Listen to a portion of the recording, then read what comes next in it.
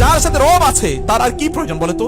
আসমান এবং জমিন এর বিস্তৃতি কত বড় বলেন, এই আসমান কত বড়, এই জমিন কত বড়, এই সব সম্পদের মালিককে আল্লাহ সুবহানাহু ওয়া তাআলা। তিনি যদি আপনার রব হন, তার সাথে যদি আপনার সম্পর্ক থাকে, তাহলে আপনার ভয়টা কোথায়? তাহলে আপনি টেনশন করেন কি নিয়ে? বরং আপনার তো উচিত ছিল রাজাদিরাজের সাথে, মালিকাল মুলক, যিনি সবকিছুর মালিক, তার সাথে সম্পর্কটা বাড়ানো, তার সাথে রিলেশনটাকে বাড়ানো। তাকে নিয়ে আপনার মর্যাদা, আমি আমার রবের অনুসারী, আমি আমার রবের বান্দা। লা তাকুনু কাল্লাযীনা নাসুল্লাহ, তোমরা তাদের মতো হইও না যারা আল্লাহকে ভুলে গিয়েছেন। ফাআনসাহুম আনফুসাহুম, ফলে আল্লাহ তাআলা তাদেরকে ভুলিয়ে দিয়েছেন। আল্লাহ তাদের নিজেদেরকে তাদের ভুলিয়ে দিয়েছেন। ভালো করে খেয়াল করবেন, খুবই গুরুত্বপূর্ণ ইস্যু। আল্লাহ বলছেন ওরা যেহেতু আল্লাহকে ভুলে গিয়েছে, এবার আল্লাহ তাআলা ওদেরকে ওদের নিজেদেরকে ভুলিয়ে দিয়েছেন। মানুষ তার নিজের কল্যাণ ভুলে যাবে, তার যে কোনটা কল্যাণ এটা লোকেরা বুঝবে না। মানুষের সবচেয়ে বড় প্রজেক্ট কোনটা জানেন? এই যে আমাদের অনেক বড় প্রজেক্ট আছে না, বিল্ডিং এর প্রজেক্ট, ব্যবসার প্রজেক্ট, কিন্তু মানুষের সবচেয়ে বড় প্রজেক্ট হলো সে নিজে। কোরআনে আল্লাহ তাআলা বলেছেন, ইয়া আইয়ুহাল্লাযীনা আমানু কু আনফুসাকুম ওয়া আহলিকুম নারা, হে লোকেরা তোমাদের নিজেদেরকে বাঁচাও এবং তোমাদের পরিবার পরিজনকে জাহান্নাম থেকে বাঁচাও। এর চেয়ে বড় প্রজেক্ট কি? আপনার নিজকে জাহান্নাম থেকে বাঁচানোর চেয়ে বড় প্রজেক্ট কি? কিন্তু সেই প্রজেক্টের প্রতি আমাদের কোনো গুরুত্ব আছে কিনা? ওয়ামা যালামুনা ওয়ালাকিন কানু আনফুসাহুম ইয়াজলিমুন, আল্লাহ বলেছেন ওরা তো তাদের রবের উপর, আমার উপর তারা জুলুম করেনি, বরং ওরা ওদের নিজের উপর জুলুম করেছে।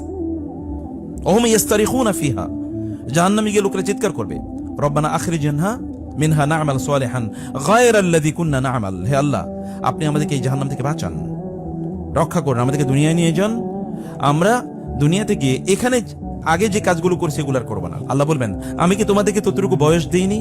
যতটুকু বয়স অন্যদিকে দিয়েছি, ততটুকু সময় দিইনি যতটুকু সময় অন্যদিকে দিয়েছি? তারা তো জান্নাত অর্জন করেছে, তাহলে তোমরা কেন করতে পারলে না? তোমরা কেন করতে পারলে না?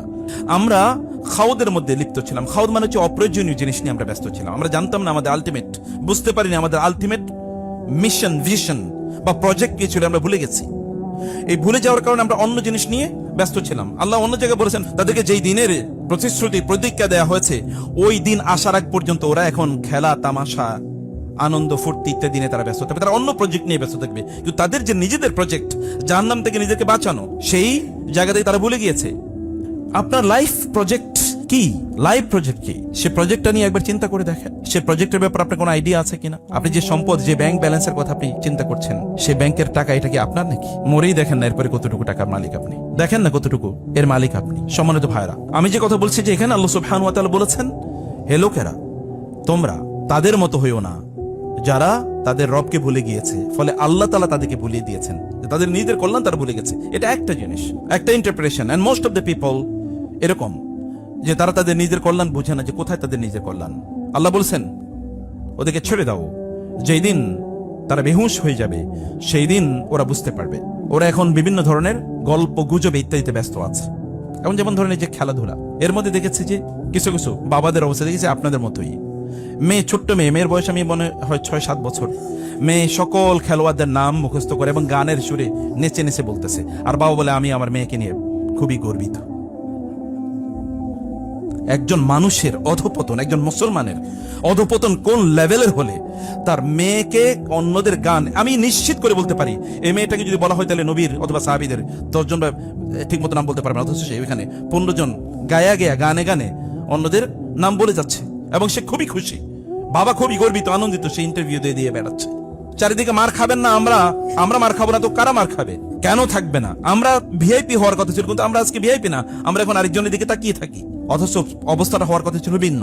আল্লাহ সুবহানাহু ওয়া তাআলা বলেছেন, তোমরা আমাকে ভুলে গেলে আমি তোমাদেরকে তোমাদের নিজেকে ভুলিয়ে দেব। কিয়ামতের দিনের কথা একবার চিন্তা করে দেখেন তো। সূরা হজের শুরুতে আল্লাহ তাআলা কি বলেছেন? হে লোকেরা, ইয়া আইয়ুহান নাসু তাকু রাব্বাকুম ইন্না জালজালাতা সাআতি শাইউন আযীম, হে লোকেরা তোমরা আল্লাহকে ভয় করো, কিয়ামতের প্রকম্পন, ভূমিকম্প এটা খুবই ভয়াবহ। আমরা পরিণতির দিকে এগিয়ে যাচ্ছি। আল্লাহ সুবহানাহু ওয়া তাআলা বলছেন সেই দিন কেউ কারো খবর রাখবে না। বাবা সন্তানকে ভুলে যাবে, সন্তানরা বাবাকে ভুলে যাবে। এমনকি মা তো সন্তানকে বেশি ভালোবাসে, বিশেষ করে যে মা তার গর্ভে তার সন্তানকে লালন করে। সন্তান যখন পেটে আসা শুরু করে তখন থেকে মার কি খাওয়াও বন্ধ, ঘুমও বন্ধ। এখন তিনি ঠিকমতো খেতে পারেন না, তার মাথা ঘুরায়, কখনো মাথা ঘুরে পড়ে যায়, ডাক্তার বলে এখন আপনি হাঁটাচলা করতে পারবেন না, এখন আপনাকে ঘরেই রেস্ট নিতে হবে। তার খেলেই তার বমি হয় এবং সকল আইটেম তিনি খেতে পারেন না। এরকম একজন মা, সেই মা সে কিয়ামতের দিন সন্তানকে ভুলে যাবে।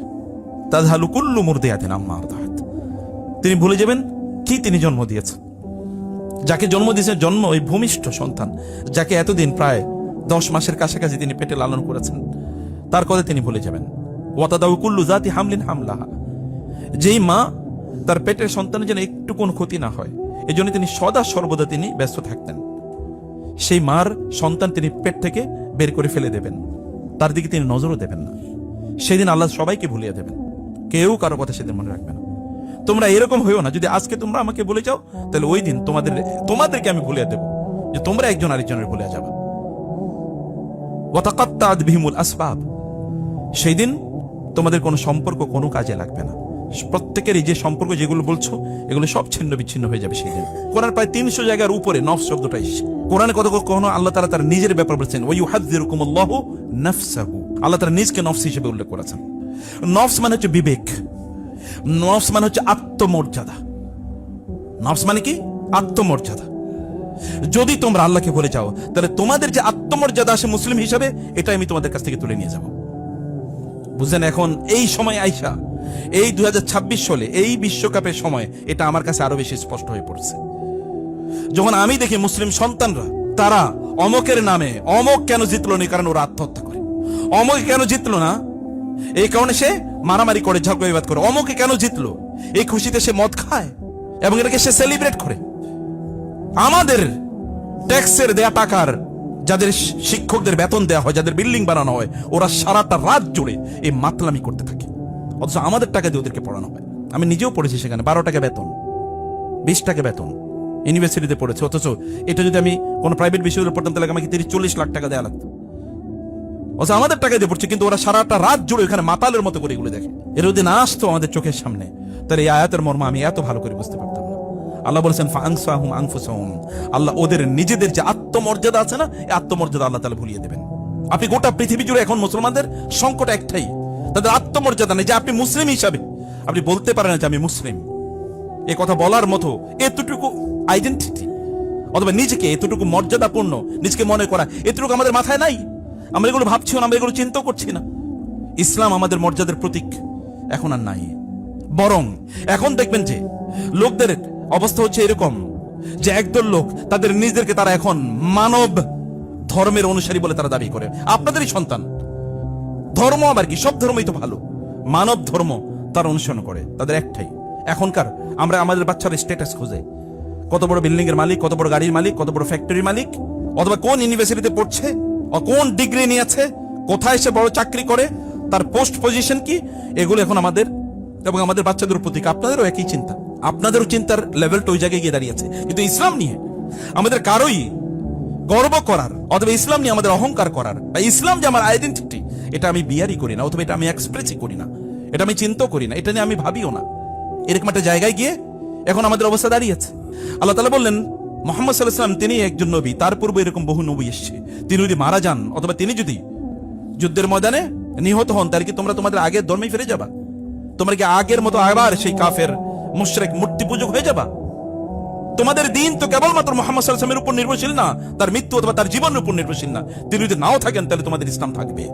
তার কাজ হচ্ছে কেবল ওমা আলাইনা ইল্লাল বালাগ ওমা আলাইকা ইল্লাল বালাগ, আপনার কাজ হচ্ছে কেবল দায়িত্ব পৌঁছে দাও, তার দায়িত্ব কেবল পৌঁছে দেয়া, কিন্তু আমাদের দায়িত্ব হচ্ছে তাকে অনুসরণ করা। তিনি যদি নাও থাকেন, তাহলে আমাদেরকে, যেমন তিনি এখন নাই, তার মানে কি আমরা এখন কাফের হয়ে যাব? সাহাবায়ে কেরামদেরকে আল্লাহ বললেন ধমক দিয়ে, তিনি যদি নাও থাকেন, তাহলে কি তোমরা তোমাদের পূর্বে ধর্মে ফিরে যাবে? তা তো না। তোমাদের সম্পর্ক হচ্ছে মুহাম্মদ সাল্লাল্লাহু আলাইহি ওয়াসাল্লামের মাধ্যমে আল্লাহর সাথে। তোমাদের আইডেন্টিটি একটাই, তোমাদের ইসলাম। তোমরা যদি কেবল ঈমানদার হও, তাহলে এই পৃথিবীতে তোমরাই বিজয়ী শক্তি হিসেবে থাকবা। অস্তিত্ব প্রায় শেষ, এরকম একটা অবস্থায় তোমরাই বিজয়ী থাকবা। যখন আমার মনের দিক থেকে প্রচন্ড দুর্বল, আমি মনে করি আমার টাকা নাই, আমি মনে করি আমি ওই ইউনিভার্সিটিতে পড়তে পারলাম না, আমি মনে করি আমার ওই ডিগ্রি নাই, আমি মনে করি আমি এত বড় চাকরি করতে পারলাম না, আমি মনে করি সোশ্যাল মিডিয়াতে আমার ফলোয়ার, ফেসবুকে আমার ফলোয়ার সংখ্যা কম, ইউটিউবে আমার কম লোক ফলো করে, এই কারণে মনের মধ্যে যে একটা ইনফেরিয়রিটি, এই কারণে আমি কোনো উদ্যম পাই না, কোনো উদ্যোগ পাই না, আমি কোনো কিছু পাই না। যেমন বাংলাদেশে দেখবেন ইয়াং পোলা, তারা যদি ইয়াং ছেলেমেয়েরা তারা যদি একটা ভালো চাকরি না পায়, তাহলে ও এখন মদ এবং জুয়ার মধ্যে আসক্ত হয়ে যায়। কেন একটা চাকরি পাইলাম না, আমার কি হইলো, আমি কেন পাইলাম না, অন্যরা পাইলো কেন আমি পেলাম না? তার মধ্যে হতাশা তখন তাকে গ্রিপ করে, তখন তাকে মাদক অথবা অন্য জিনিসের প্রতি সে আসক্ত হয়ে যায়। একটা ছেলে একটা দেশে, মুসলিম দেশে 30-32 বছর পর্যন্ত চাকরির জন্য চেষ্টা করে, এই অথর্ব জাতি দিয়ে কেমনে উম্মাহ টিকবে বলেন? এই অথর্ব জাতি দিয়ে তাকে যদি 30-32 বছর পর্যন্ত তাকে একটা চাকরির জন্য দৌড়াদৌড়ি করা লাগে, তাহলে জীবন যাপন করবে কবে? ও তো জীবন পুরোটাই শেষ, আর বাকি যেটা ছোট তো বার্ধক্য, অতটুকু সময়টা তার কাজ করার অতটুকু এনার্জি আর থাকবে না। সম্মানিত ভাইরা, সম্মানিত বোনেরা, রাসূলুল্লাহ সাল্লাল্লাহু আলাইহি ওয়াসাল্লাম যে উম্মাহকে তৈরি করেছেন, সাহাবায়ে কেরাম রাসূলের উপস্থিতিতে, আল্লাহ বলেন তোমরা ওই রকম হয়ে যেও না, মানসিক ভাবে তোমরা দমে পড়ো না। তাতে কি হয়েছে? 70 জন এখানে শাহাদাত বরণ করেছে, তাতে কি হয়েছে? তোমরা সেখানে ভুল করেছো, তাতে কি হয়েছে? তোমরা উঠে দাঁড়াও, রাইজ আপ এগেইন, তোমরা এগেইন আবার উঠে দাঁড়াও। ওয়া আনতুম লাআলাউন, তোমরাই বিজয়ী হবা। তোমরা যদি ঈমান রাখো। আমাদের আজকে গোটা পৃথিবী জুড়ে একই অবস্থা, মুসলমানদের মধ্যে এখন ইনফেরিয়রিটি। আমার টাকা নাই, আমাদের মিলিটারি পাওয়ার নাই, অস্ত্র নাই, আমাদের বিশাল বড় কোনো কি নাই, শক্তিশালী কোনো রাষ্ট্র নাই, অথবা পৃথিবীর সবচেয়ে বড় বড় ব্যবসাগুলো আমরা নিয়ন্ত্রণ করছি না। এগুলো সবে আমাদের দরকার, কিন্তু এর আগে সর্বপ্রথম যেটা দরকার ছিল সেটা কি? ঈমান। সেই জায়গাটায় আগে মিসিং, বাকি দিয়ে হবে কি? অন্যদেরও আছে, তোমারও থাকবে, তাহলে হোয়াট ইজ দ্য ডিফারেন্স? এর মধ্যে পার্থক্য কি? আল্লাহ সুবহানাহু ওয়া তাআলা মুমিনদেরকে, ওইখানে যে আল্লাহ সুবহানাহু ওয়া তাআলা ঈমানদারদেরকে এত বড় একটা বিপদের মুখে ঠেলে দিলেন, আল্লাহ সুবহানাহু ওয়া তাআলা একটা অবজেক্টিভ আছে, তার একটা লক্ষ্য আছে। আচ্ছা, মক্কায় যারা ইসলাম গ্রহণ করেছে তারা কারা? খুবাইব, খাব্বাব, বেলাল, এরা কারা? সমাজের সবচেয়ে নিগৃহীত লোকেরা তাদেরকে, অথবা সমাজের সবচেয়ে অধঃপতিত, যদি ওই অর্থনৈতিক দিক থেকে বলি, মানে তাদের কিছুই নাই অন্য দিক থেকে।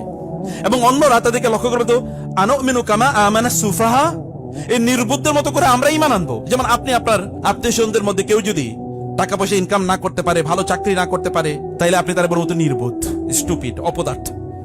ও যদি মদও খায়, জুয়ো খেলে, অথবা নারীদের নিয়ে হারাম কাজও করে, কিন্তু যদি টাকা ইনকাম করে ভালো চাকরি করে, তাহলে ও না খুবই ভালো, খুব ভালো। আর যদি আরেকটা ছেলে, তার যদি দিনদার, দিন খুবই ভালো, তার মধ্যে চরিত্র আছে, আখলাক আছে, পয়সা অথবা কম ইনকাম করে, তারপর আপনি দেখবেন তার কোনো মর্যাদা নাই। এখন আমাদের সোশ্যাল মিডিয়াতে যার ফলোয়ার যত বেশি, সে তত বেশি সেলিব্রিটি। তার মধ্যে এলেম আছে কিনা, আমল আছে কিনা, এটা আমরা দেখি না, তাকাইও না। দেখবেন না তার ওয়াজে সবচেয়ে বেশি ডাকে, এবং তার জন্য লোকেরা ওইখানে ইয়াংরা তার জন্য লাইন দিয়ে থাকে, তার সাথে একটা ফটো সেশন করবে, একটা ছবি তুলবে, ফেসবুকে দেবে। ওই কারণেই যায় মানে ওইখানে লেকচার ওয়াজ শোনার জন্য যায় না। সমস্যা আমাদের কোথায়? আমাদের সমস্যা হচ্ছে যে ইনফেরিয়রিটি, আমাদের ওই যে ওয়াহান। এই ওয়াহানের কারণে আমি জেগে উঠছি না, এই ওয়াহানের কারণে আমি লাভ দিয়ে ঘুম থেকে উঠতে পারি না, অথবা আমার দায়িত্বটা কি, আমার আইডেন্টিটি কি, আমার পরিচয় কি, এই পরিচয় আমরা একেবারেই বুঝি না। সাহাবায়ে কেরাম রাদিয়াল্লাহু তাআলা আনহুমকে আল্লাহ সুবহানাহু ওয়া তাআলা এই মর্যাদা প্রদান করেছেন, আসমানবাসীরা তাদেরকে ভিআইপি হিসেবে ট্রিট করতো, অত তার সোশ্যাল মিডিয়া নাই, লোকেরা তাদেরকে ছেড়ে না। এমনকি এখনকার এই সময়ের যদি কোনো মোটিভেশনাল স্পিকারকে যদি তার কাছে নিয়ে যান, তাহলে বলবো এই লোকের কি মোটিভেট করবো, এই তো এমনি মরা, এর মোটিভেশন করার কি আছে? কোন যদি পলিটিক্যাল সায়েন্টিস্ট অথবা কোনো সাইকোলজিস্ট যদি তাদেরকে দেখাও না, এদেরকে দিয়ে কিছুই হবে না। কারণ তার না আছে শরীর, না আছে চেহারা, না আছে টাকা পয়সা, না আছে অস্ত্র শস্ত্র, কিছুই তো নাই। বদর যুদ্ধে কি নিয়ে গেছে? তারা যুদ্ধ করেছে যে কি নিয়ে গিয়েছে? সেখানে তো ঈমান ছাড়া কিছুই নাই। রাসূলুল্লাহ সাল্লাল্লাহু আলাইহি ওয়াসাল্লাম তিনি সাহাবায়ে কেরাম রাদিয়াল্লাহু তাআলা আনহুমকে যুদ্ধের ময়দানে পাঠিয়ে দিয়ে তিনি ওই যে আরিশ মাছার উপর তিনি নামাজ আদায় করছেন আর আল্লাহকে দোয়া করছেন, আল্লাহর কাছে বলছেন, আল্লাহ এই ছোট্ট একটা বাহিনী এরা যদি আজকে পরাজিত হয়, তাহলে তোমার ইবাদত করার মতো আর পৃথিবীতে কেউ থাকবে না। তিনি কাঁদছেন ফুফিয়ে ফুফিয়ে। এর মধ্যে আল্লাহ তাআলা জানিয়ে দিলেন, ইস্তাস্তাগীসুনা রাব্বাকুম ফাস্তাজাবা লাকুম আন্নী মুমিদ্দুকুম বিআলফিন মিনাল মালাইকাতি মুনজিলিন মুরদিফিন মুসাউওয়িমিন। তিনটি শব্দ এসেছে যে আমি তোমাদেরকে 1000, 3000, 5000 স্টার, এখানে স্টারওয়ালা এরকম ফেরেশতা দিয়ে আমি তোমাদেরকে যুদ্ধের ময়দানে সাহায্য করব। সাহায্য আইছে কোথা থেকে? আসমান থেকে। ওয়া ফিস সামাই রিজকুকুম ওয়া মা তুআদুন, আসমান থেকে রিজিক আসে, আসমান থেকে সাহায্য আসে। রিজিক আসে কোথা থেকে? আসমান থেকে। রিজিক আসে আসমান থেকে, সাহায্য আসে আসমান থেকে।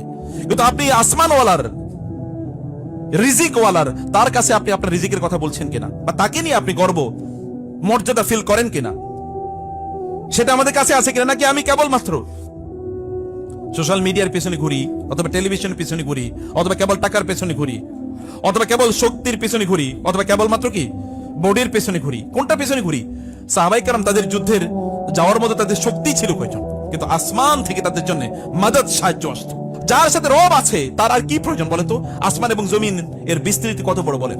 এই আসমান কত বড়, এই জমিন কত বড়? এই সব সম্পদের মালিককে আল্লাহ সুবহানাহু ওয়া তাআলা। তিনি যদি আপনার রব হন, তার সাথে যদি আপনার সম্পর্ক থাকে, তাহলে আপনার ভয়টা কোথায়? তার সাথে যদি আপনার সম্পর্ক থাকে, তাহলে আপনার ভয়টা কোথায়? তাহলে আপনি টেনশন করেন কি নিয়ে? বরং আপনার তো উচিত ছিল রাজাদিরাজের সাথে, মালিকাল মুলক, যিনি সবকিছুর মালিক, তার সাথে সম্পর্কটা বাড়ানো, তার সাথে রিলেশনটাকে বাড়ানো, তাকে নিয়ে আপনার মর্যাদা, আমি আমার রবের অনুসারী, আমি আমার রবের বান্দা।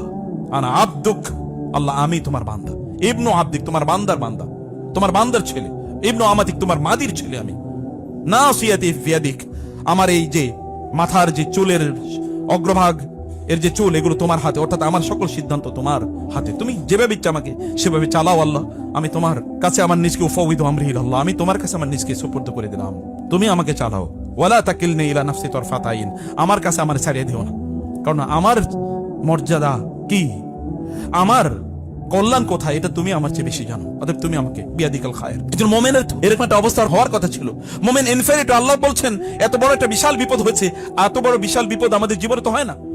আমাদের জীবনে আপনার বড় কেউ আত্মীয় স্বজন কেউ মারা গিয়েছে, ধৈর্য ধারণ করুন না। আপনার বড় একটা ব্যবসা লস হয়েছে, ধৈর্য ধারণ করুন না। হাউতাশ করে কি আছে? আপনার এক্সপেকটেশন, আপনার প্রত্যাশা অনুসারে কোনো কিছু পান না, আল্লাহকে বলুন না। আপনার রব কি নাই? আপনার রব কি মা নাই? তিনি কি মারা গেছেন? তিনি কি মারা যান? না, তিনি তো চিরঞ্জীব, তিনি কখনো মারা যান না। তার কোনো দুর্বলতা নেই। লা তাখুযু সিনাতুন ওয়ালা নাওম।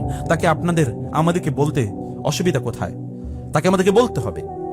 আল্লাহ সুবহানাহু ওয়া তাআলা আমাদেরকে বিপদ দেন, কিন্তু বিপদের মাধ্যমে ওয়ালিয়ুমাহিসা মা ফি কুলুবিকুম, আল্লাহ আমাদেরকে তামহিস করতে চান। What is the meaning of তামহিস? তামহিস মানে যদি আপনারা জানেন, স্বর্ণ কিভাবে বাছাই করে জানেন? স্বর্ণ তো খনি থেকে সোনা বের করা হয়, কাঁচা সোনা বের করার পর এর মধ্যে এই যে বিন্দু বিন্দু জায়গার মধ্যে কি থাকে, কারণ এটা তো তরল জিনিস, এটা বিন্দু বিন্দু জায়গার মধ্যে কি থাকে? খাদ থাকে। যে খাদ আপনারা বলছেন, এই বিভিন্ন মাটি অথবা অন্যান্য ময়লা খাদ পড়ে থাকে। তাহলে এটা কি বাছাই করে সোনা বানায় কেমনে? এটাকে ভয়াবহ গরমের মধ্যে এটাকে উত্তপ্ত করা হয়। উত্তপ্ত করার পরে এর মধ্যে যা খাদ আছে এগুলো সব পড়ে ছাই হয়ে যায়, এগুলো সব উপরের দিকে উঠে যায়। আর খাদ একেবারে নিখাদ সোনা, যেটা 24 ক্যারেটে, যেটা এটা নিচে পড়ে থাকে, তখন ওটা সোনা হিসেবে পাওয়া যায়। সোনা যদি, স্বর্ণ আপনি যদি এইরকম ভয়াবহ উত্তপ্ত আগুনে যদি এটাকে হিট না দেন, তাহলে তো সোনাই পাবেন না। তাহলে আল্লাহ সুবহানাহু ওয়া তাআলা আপনাকে স্বর্ণে রূপান্তরিত করতে চান। লোকেরা কি মনে করছে তাদেরকে আমি পরীক্ষা করবো না? এই যে এরকম পরীক্ষা, ফিতনা শব্দের ফাতানা মানে হচ্ছে সোনাকে এরকম উত্তপ্ত আগুনে গলিয়ে তারপরে সেখান থেকে নিখাদ সোনাটা বের করা, স্বর্ণটা বের করা। অলংকার কিভাবে বানায় আপনারা দেখেছেন? কোন একজন অলংকার যারা বানায় ওদের দোকানে গিয়ে দেখেন। তো আপনি অলংকার হতে চান না? অলংকার আল্লাহ তাআলা যখন বানাবেন, আল্লাহ নবীর যদি এত বড় বিপদ হতে পারে, তাহলে আমাদের বিপদ হলে আমরা হতাশ হই কিভাবে? ওয়ালা তাহিনু ওয়ালা তাহজানু, এবং তোমরা দুশ্চিন্তাগ্রস্ত হইও না। হাজানুন, হাজানুন মানে হচ্ছে যখন আপনার বিপদ, এত বিপদ আপনার এসছে যে আপনি এখন অবাস হয়ে গেছেন, একেবারে পাথরের মতো। বলে না, অধিক শোকে অল্প শোকে কাতর, অধিক শোকে পাথর। এটা হচ্ছে হাজান। অধিক শোকে লোকেরা পাথরের মতো হয়ে গেছে। আল্লাহ বলছেন না, তুমি পাথরের মতো হইও না, আমি তোমার রব, তোমার কাছে আছি না? আমি জানি না যে তোমার কোনটা কল্যাণ কর? তাহলে সেখানে আপনার টেনশন কি আছে? আল্লাহই তো জানেন আপনার জন্য কি নির্ধারিত আছে। তিনি যেটা কল্যাণ করে সেটাই আপনার জন্য করছেন। তাহলে আপনার আমার মূল কাজ হচ্ছে আমাদের যে মূল আইডেন্টিটি, যে মূল পরিচয়, এই পরিচয়টাকে আমাদের ধরে রাখা। আপনি ঈমান আনুন, আল্লাহকে বলুন আমানতু বিল্লাহ ওয়ালাউ আন্না আহলাল কুরআন আমানু ওয়াত্তাকাউ লাফাতাহনা আলাইহিম বারাকাতিম মিনাস সামাই ওয়াল আরদ। ওরা যদি, জনপদের লোকেরা, এই মানুষগুলো যদি কেবল আমার প্রতি ঈমান আনতো, তাইলে আমি আসমান এবং জমিনের বরকতগুলো তাদের জন্য উন্মুক্ত করে দিতাম। কি লাগতো তাদেরকে, আমি তাদেরকে তাই প্রদান করতাম। এবং আল্লাহ সুবহানাহু ওয়া তাআলা অন্য জায়গায় বলেছেন, যদি এই সকল লোকেরা যদি তারা ঈমান আনতো আল্লাহর প্রতি, রাসূলের প্রতি, ইউতিকুম কিফলাইনি মির রাহমাতি, তাহলে অন্যদেরকে আল্লাহ যারা রহমত দিচ্ছেন তোমাদেরকে তার দ্বিগুণ রহমত আল্লাহ তাআলা প্রদান করবেন।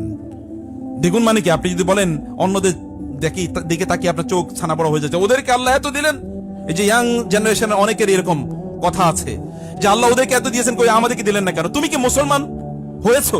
তাহলে তুমি কাফের হলে তা কাফেররা সেটা পাবে, ওদের জন্য দুনিয়া, লাহুমুদ দুনিয়া ওয়া লাকুমুল আখিরা, ওরা দুনিয়ায় পাবে। কিন্তু তোমরা দুনিয়ারও মালিক, তোমাদেরকে দুনিয়া এবং আখিরাতের মালিক হতে হলে তোমাদেরকে ঈমান আনতে হবে এবং তোমাদেরকে আল্লাহর প্রতি সেই বিশ্বাস হবে। তিনি তো সবকিছুর মালিক, তিনি যদি চান তাহলে তোমাকে তিনি মুহূর্তের মধ্যে মালিক বানিয়ে দিতে পারেন না? সে বিশ্বাস, সে আস্থা, সেটা আমাদের রাখা দরকার, সেটা আমাদেরকে করতে হবে। যদি আমরা আল্লাহ তাআলাকে ভুলে যাই, তাহলে আল্লাহ আমাদেরকে ভুলিয়ে দেবেন। আল্লাহ তাআলা সাহাবায়ে কেরামদের প্রশংসায় কোরআনে আয়াতের পর আয়াত, আয়াতের পর আয়াত নাযিল করেছে। কিন্তু এরা কারা? এই লোকগুলো মরুভূমিতে, না কোনো ইউনিভার্সিটিতে পড়েছে, না বড় কোনো সার্টিফিকেট আছে, না বড় কোনো ইন্ডাস্ট্রির মালিক, না কোনো বড় ফ্যান বেস তাদের আছে, ইউটিউব, ফেসবুকে, টুইটারে কোথাও নাই। কিন্তু তারপরেও, কারণ তাদেরকে চেনেন কে? আল্লাহ। আসমানওয়ালারা তাদেরকে চেনেন। রাসূলুল্লাহ সাল্লাল্লাহু আলাইহি ওয়াসাল্লাম বলেছেন, আসমানে এক বিগত জায়গা পর্যন্ত ফাঁকা নাই, অথবা এই 4 আঙ্গুল পরিমাণ জায়গা ফাঁকা নাই যেখানে একজন ফেরেশতা দাঁড়িয়ে আছেন, আল্লাহর তাসবিহ পড়ছেন, অথবা সিজদায় আছেন, অথবা রুকুতে আছেন। এমন কোন জায়গা ফাঁকা নাই যেখানে একজন ফেরেশতা, কত বিস্তৃত আকাশ, তাহলে কত বিলিয়ন ট্রিলিয়ন ট্রিলিয়ন ট্রিলিয়ন ফেরেশতা আল্লাহর ইবাদত করছে। সেই ফেরেশতাদেরকে আল্লাহ সুবহানাহু ওয়া তাআলা নির্দেশ দেন না আদমের জন্য সেজদা দিতে? দিয়েছেন কিনা? তো এই আদমের জাতি না আপনারা? এই আদমের জাতি তাহলে অন্যদের কাছে কিভাবে আত্মসমর্পণ করে? তাহলে এই আদমের রক্ত যার শরীরে আছে তারা কিভাবে ইনফেরিয়রিটি হয়? তাদের আদর্শ কিভাবে তারা ভুলে যায়? তারা কিভাবে দুর্বল হয়? তাই তো দুর্বল হওয়ার কথা ছিল না। মূল প্রবলেম হলো আদমের সেই চরিত্র আপনাদের মাঝে নাই। আলাইহিস সালাম, আদমের সেই চরিত্র আমাদের মাঝে নাই। তার আত্মমর্যাদা ছিল, আল্লাহ তাআলা তাকে তার নিজ হাতে বানিয়েছেন। খালাকতুকা বিয়াদাই, আমার নিজ হাতে আমি তোমাকে বানাইছি। আল্লাহ বলেছেন ওয়া নাফাকতু ফীকা মির রূহি, তোমার মাঝে আমার রূহ আমি ফুঁকে দিয়েছি। সে আত্মমর্যাদা গেল কোথায়? আত্মমর্যাদা আপনাদেরকে নিয়ে আসতে হবে। যদি এই আত্মমর্যাদা কেবল লালন করতে পারেন তাহলে দেখেন না, আগে যেমনি ভাবে ফেরেশতারা সাহায্য করেছে, এখন ফেরেশতারা সাহায্য করবে।